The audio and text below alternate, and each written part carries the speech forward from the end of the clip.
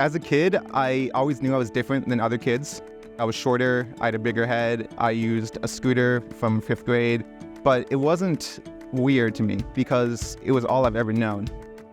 I think the first sign of Kevin's NF was when he was just a few weeks old. He had cafe au lait spots. And then when he was about 2 years old, I got a call in my office from his pediatrician.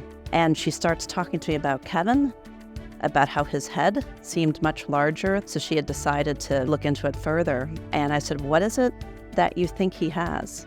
She said, "Neurofibromatosis."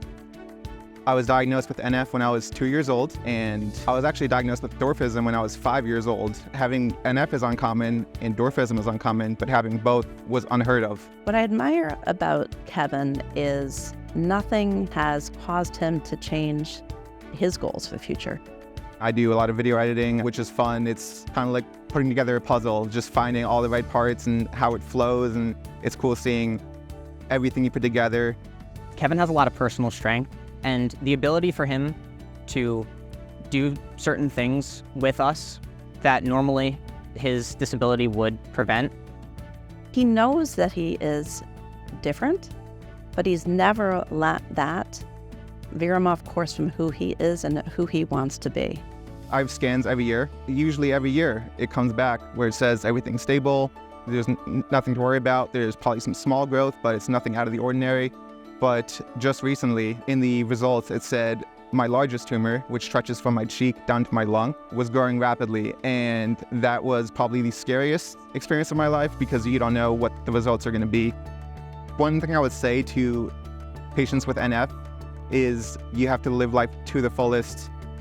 I love to travel. Just recently, I got back from a trip to Japan with me and all my friends. That was a trip of a lifetime.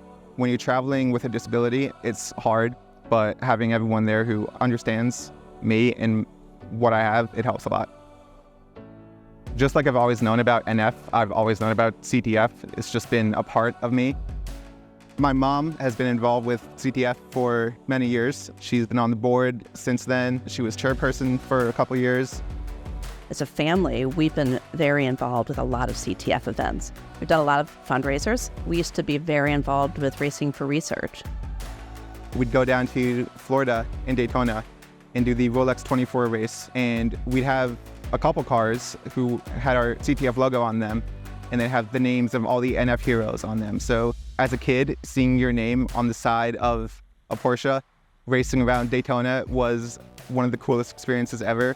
Meeting all the drivers, meeting all these amazing people who volunteer their time. Being the CTF ambassador is a real honor. Ever since I was a kid, going to all the galas, seeing all the ambassadors on stage, it's something that always seemed cool to me. And now being able to actually be the ambassador, I'm really excited for all the work I can do in this next year. It's looking bright for the future, but there's still a lot of work to be done with NF treatment.